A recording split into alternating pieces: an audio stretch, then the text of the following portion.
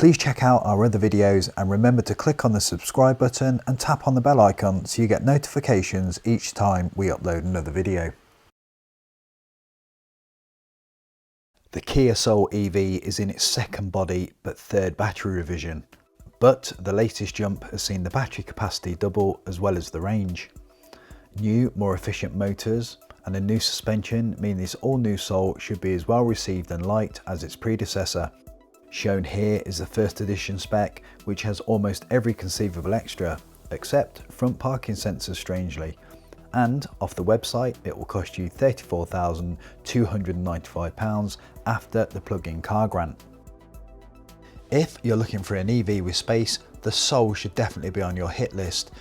This is with the driver's seat in my position, not Kate's, and when Kate does jump into the front, you can see just how much space she has for leg and headroom. Putting Florence in is also a much nicer experience, and although not an SUV, the high roof of the Soul is meaning Kate's back doesn't suffer. Space in the rear is good, one adult on a child seat is no problem, but if you add another adult, things do begin to get quite cosy.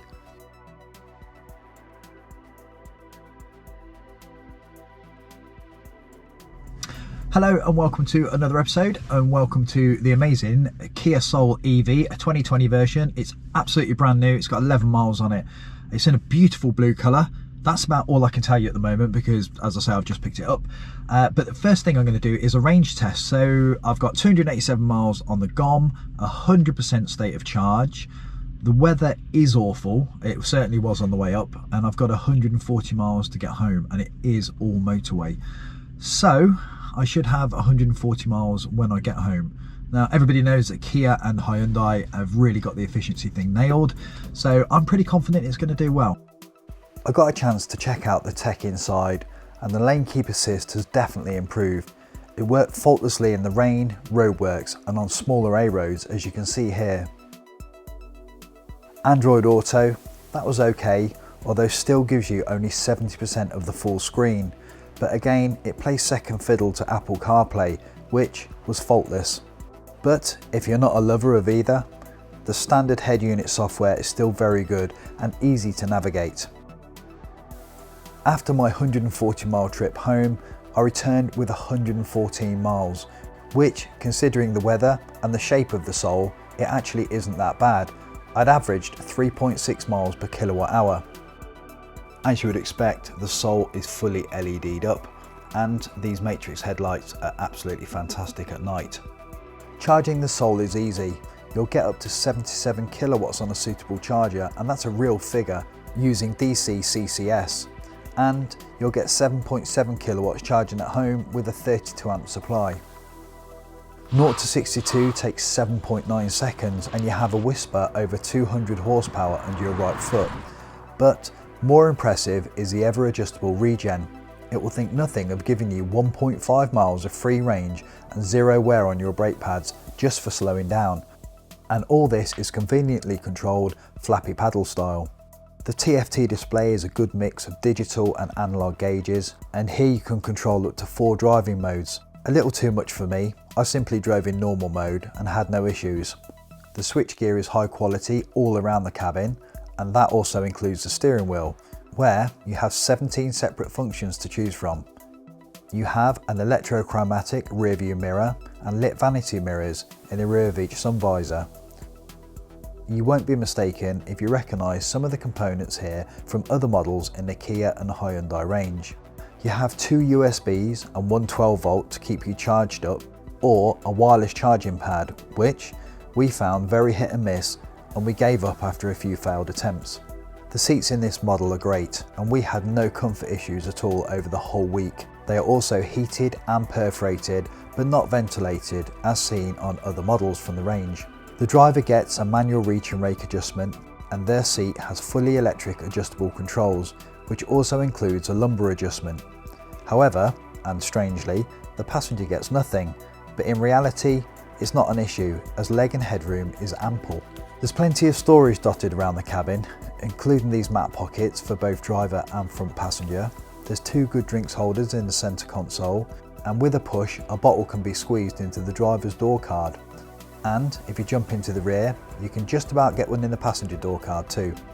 After this, it's pretty basic in the rear, with no armrest and a single 12-volt supply. Into the boot, and you'll be pleased to know you're supplied with a Type 2 32 amp lead and the standard 10 amp 3-pin granny charger. Under the boot floor, there's actually room for a spare, but you don't get one.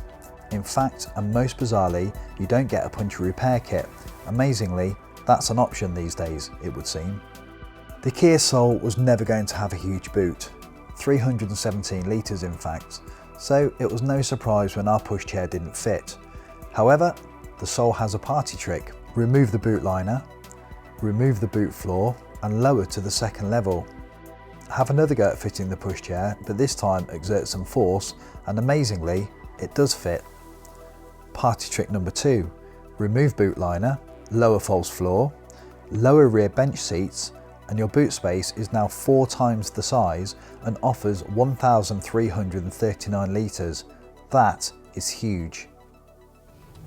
Hello and welcome to another episode, and welcome to the absolutely phenomenal and amazing and one of the best EVs I've driven to date, Kia Soul EV.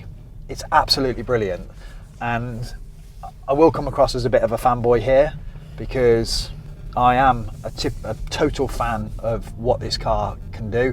We've had it now for about 5 days, and I've got the pleasure of taking it home back to the supplier tomorrow, and I'm going to thoroughly enjoy that journey because I just enjoy being in it. I just love being in it. It's a great bit of kit. So that's my waffle out of the way. What are your views?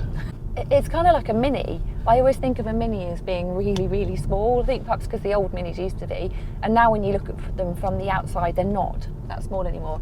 And in my head, a Kia Soul is small, and it's not. It's actually quite a big car. Next to our Tesla, it's huge. Next to the MG, it's right on. It's almost the same. So there's a lot of usable space in here, and so it would work really well as a family car without a shadow of a doubt. The only thing you need to be mindful of is the boot is surprisingly big, but in a kind of a not a great dimensional way. So somebody asked us actually if we could get a German Shepherd in the back, and we're all out of German Shepherds unfortunately, but I can get in the back, and we can get our running buggy in the back, and we can get our pram in the back just with a squeeze and with the boot floor reduced. So it's usable as a family car, definitely on the inside. The boot might be a little bit restrictive. So you just have to stack things in the boot. The boot's got height but not much depth. So I think you'd have to stack. Yes, definitely. So there are a few bad points, and I'm going to name everything I could come up with of 5 days of driving and see if this is what you relate to as well.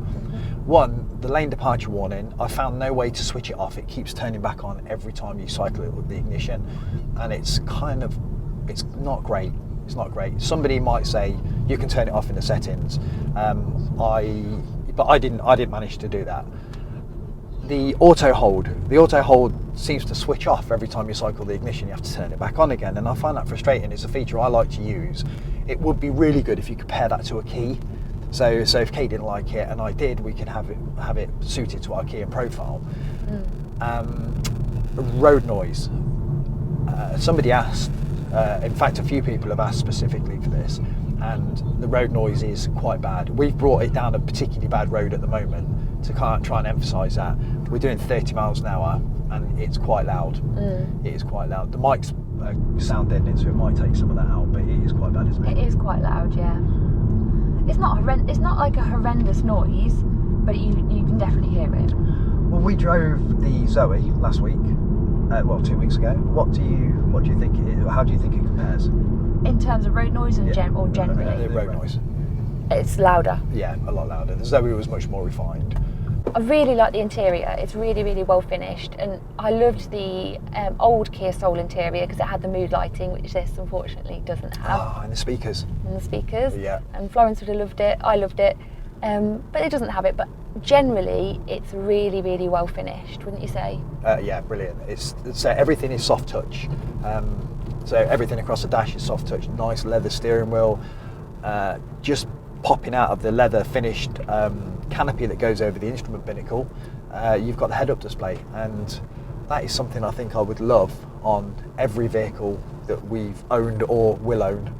It's so useful. It just, your eyes only have to drop down a certain distance, and it covers the speed, it covers the distance from the car in front, your cruise control speed, whether you're on a motorway. It's really intuitive. So yeah, a few things in here which are just are a cut above. They really do spec it up. The looks of the car are something that a lot of people, it's a bit of a Marmite thing. So I've heard people describe it as a shoebox, as the most horrific thing they've ever seen. But actually, we were filming with the car a few days ago, and Kate was following me, and the car looked beautiful in the mirror. I thought it really looked nice from the front.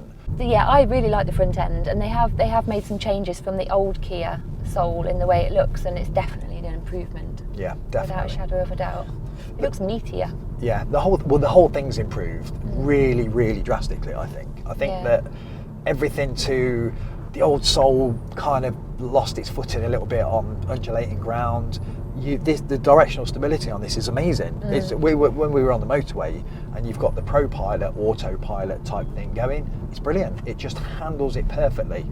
It just feels solid and planted, doesn't it? Did you find that it's jittery, or it loses it over rough ground? Have you had any of that? It's been okay? Yeah, as far as I've experienced, it's been fine. What, it has been jittery? No, it's been not okay. been. It's fine. Oh, okay. Well, same for me. I really like you were saying it feels really planted, and I think I really like my driving position in this. Yes.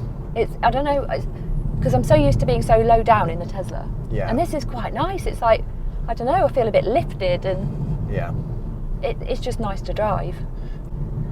It's just an easy driver. It's not too complicated, and everything does exactly what it should do, and it does it really well.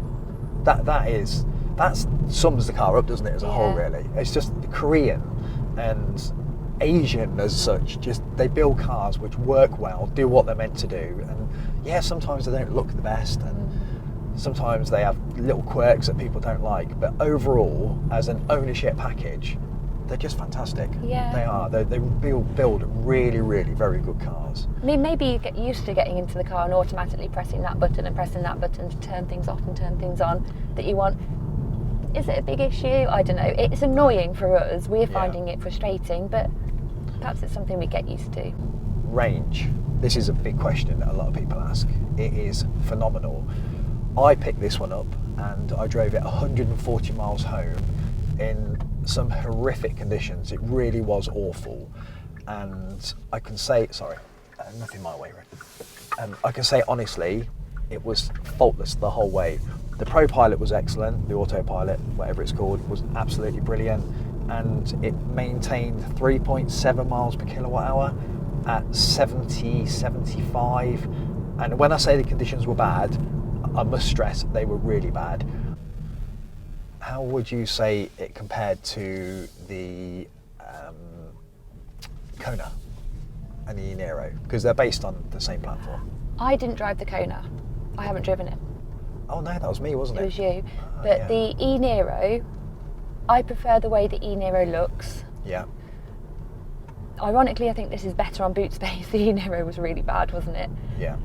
So practicality-wise, this is probably better. Well, okay, if you had to choose, but based on look, say the price was no different, there was nothing in it, which one would you have? Based on looks, I go for the e-Niro. Based on everything else, I go for this. So what would you go for? This. That's interesting. Okay, folks, so that is me back at the Kia Motors dealer, Chorley Group in Blackpool. Total of, all told, 441.3 miles since I picked it up, and 3.7 miles per kilowatt hour. It's done almost its whole time on the motorway, and this journey back was 139.4 miles and 4 miles per kilowatt hour. I've used 51% of the battery and I have a remaining 129 miles. That is completely and utterly staggering. Something that I just wanted to mention is I've parked next to a Nissan Leaf, one that we've borrowed from Chorley before actually, and what I don't understand is how this is shaped like a box. That is kind of curved at the front, yet this will smash the range and efficiency of that beyond all sort of regular calculations. More importantly than that is, so long as you can park on your drive, you almost completely mitigate the need for a charging network, and you can be filling this up and traveling. That range would give me 260 to 280 miles. It's like £4. £4 for that distance. You just can't match that in anything else. Absolutely staggering. I think we've exhausted it, haven't we? I think we have. I think we are there. We're there. Thanks for watching. Don't forget to like and subscribe and follow us on Twitter at Cape Phantom, and we'll see you again soon with another episode. I'd just like to say a massive thanks to Miles Roberts and to Chorley Group Kia in Blackpool, where you can test drive or buy this particular Kia Soul EV.